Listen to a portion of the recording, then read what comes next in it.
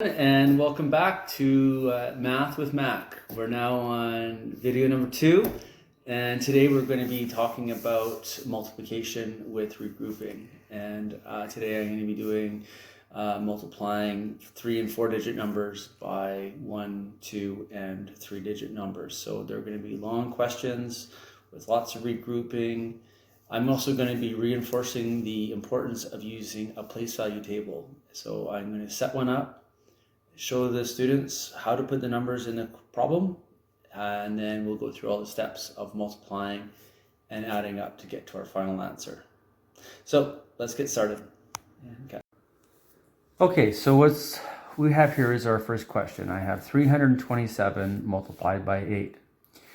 It's going to be difficult for us to solve it written from left to right. So I'm going to transfer this question into what we call a place value table.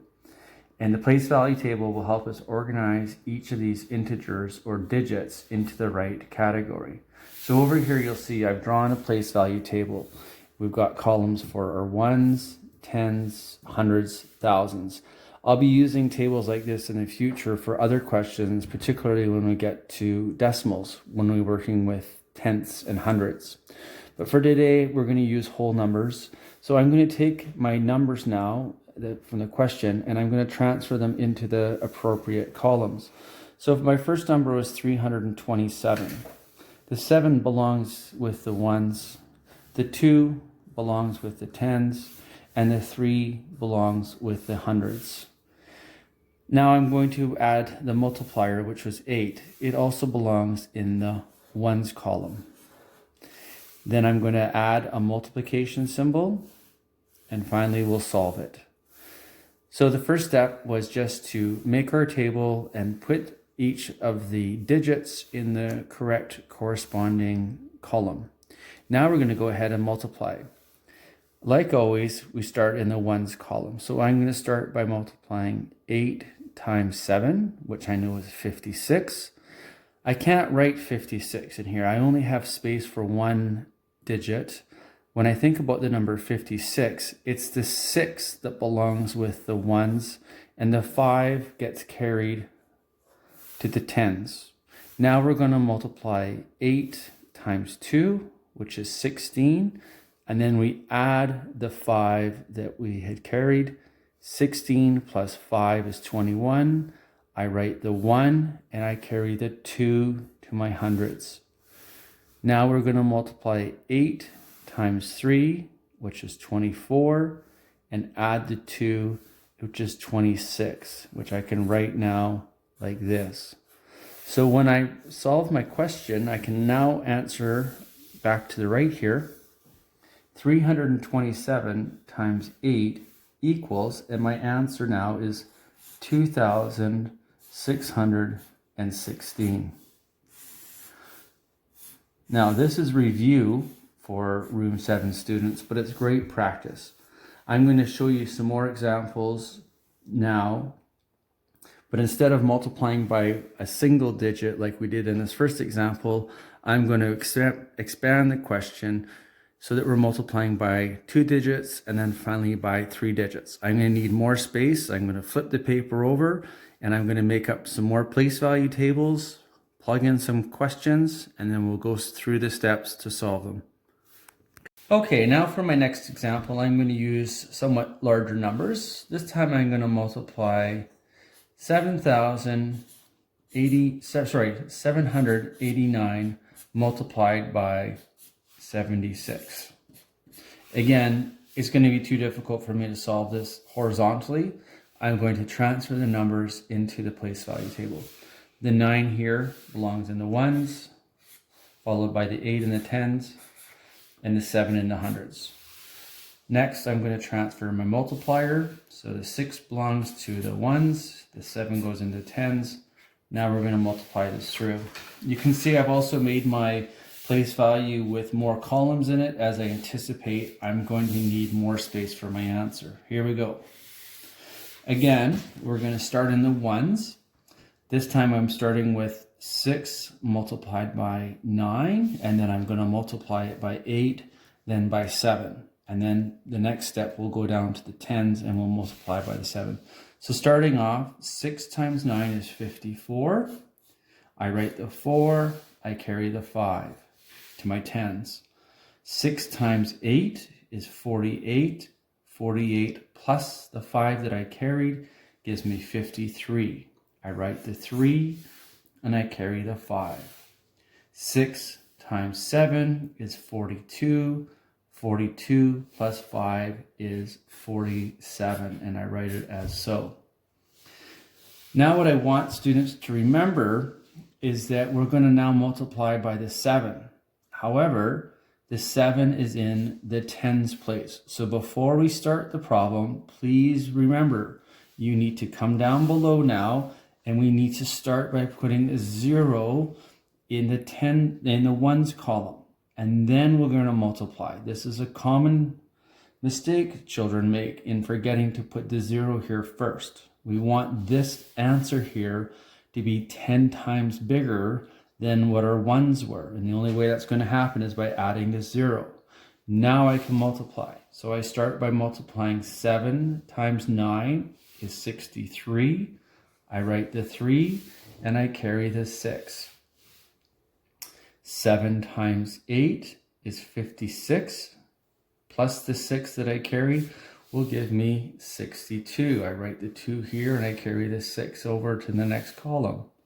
7 times 7 is 49, plus the 6 that I carried gives me 55.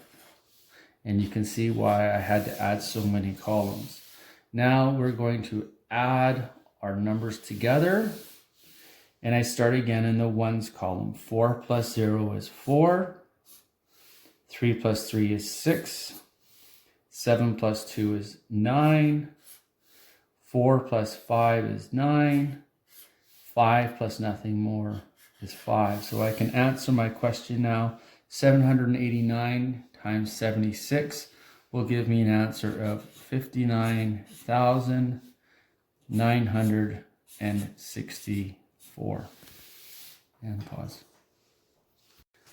One of the ways to check your answer to see if it's in the right ballpark is to take the original question that we have up here and make an estimate. So what I've done here is I've rounded 789 to the nearest hundreds. That's yielded me 800.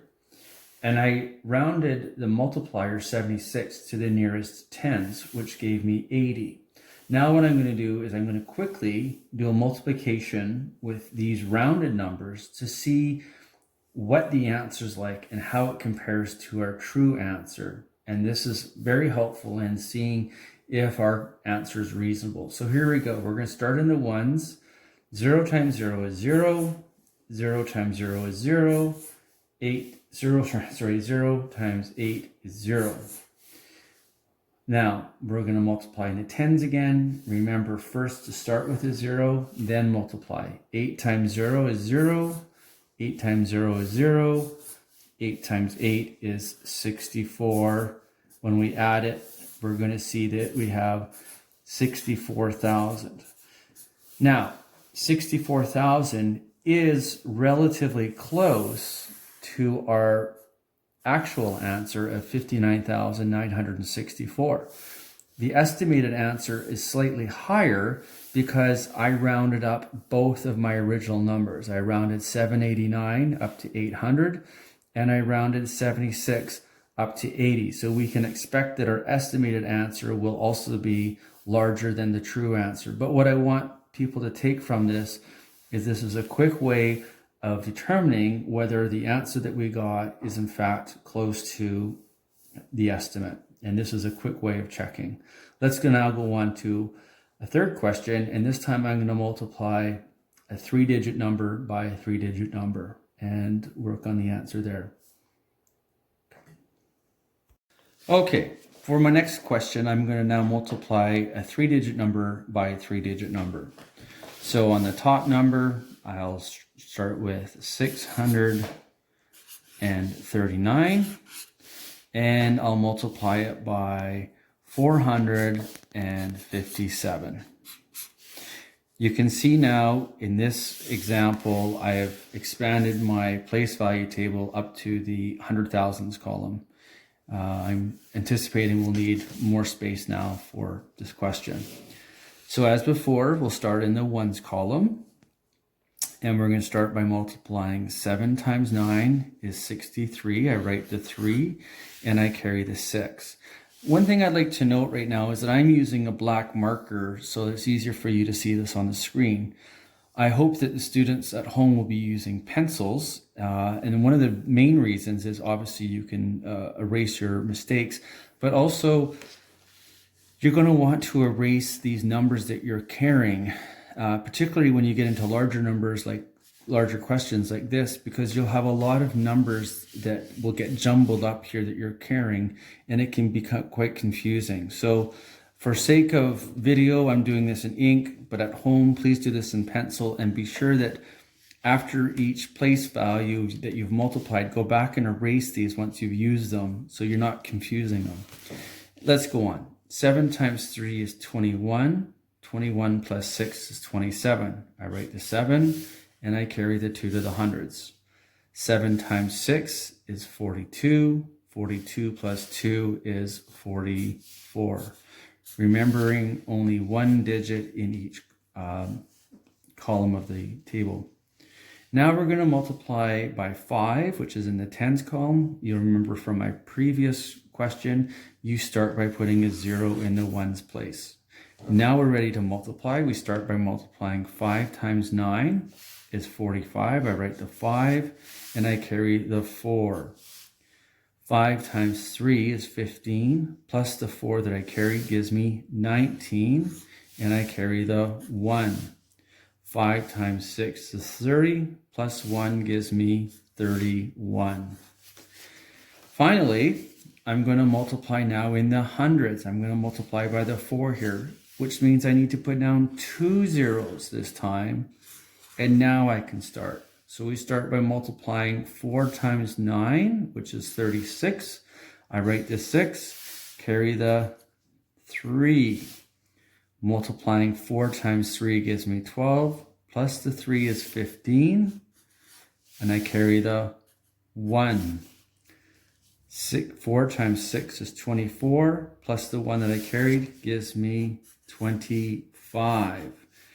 Now we can add 3 different answers to get our final answer. 3 plus the zeros gives me 3. 7 plus 5 is 12. I write the 2 and I carry the 1 to my hundreds. 4 plus 1 is 5. 5 plus 9 is 14.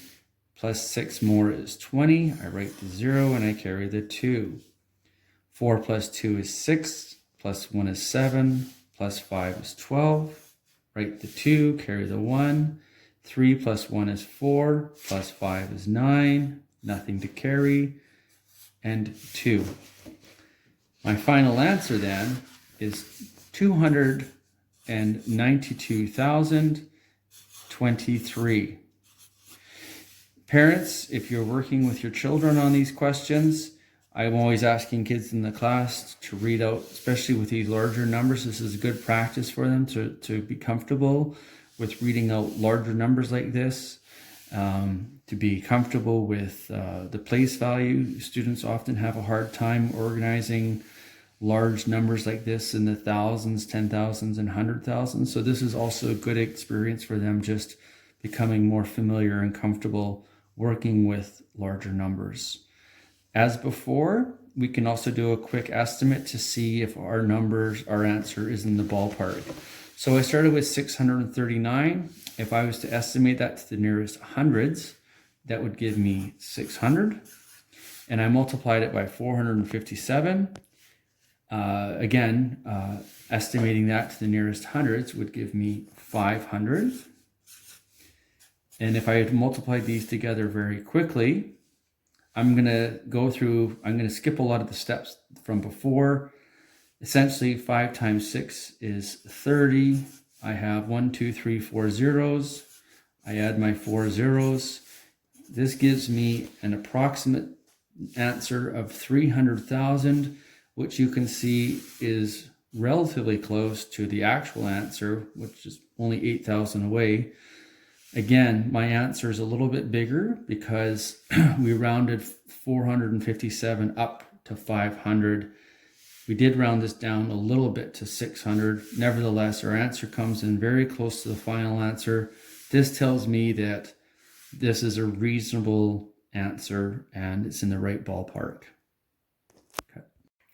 So there's a quick review of some of the multiplication work that we've already worked on in class, working with larger numbers, 3-digit, 4-digit numbers multiplied by single, double, triple-digit numbers. Lots of regrouping, a quick review of place value tables. So if you're having trouble working with larger numbers when multiplying them, I would strongly encourage you to take it a step back, use a place value table, take extra care when you're putting your numbers in the columns that they go to the right places. Also remember to put in your extra zeros if you're multiplying by tens or in the hundreds. And also please pay careful attention when you're regrouping your numbers, that you're adding the numbers that you've carried over to other columns. I wish you all the luck with these questions. Try some at home, make up your own questions. By all means, feel free to share your work with me. Send me a picture of your math sheets. I'm happy to have a look at your work. I'll be making another video tomorrow on another topic, so I hope it keeps you busy, gives you some ideas of some math to do at home. I've got other kids now sending me journals as well, so please feel free to email me, dmcvicker@sd69.bc.ca. I'm more than happy to read your journals. I'd love to know what's going on in your lives right now. I'll write back to you. And I look forward to hearing from each and every one of you. Stay safe, and hopefully you'll see you soon.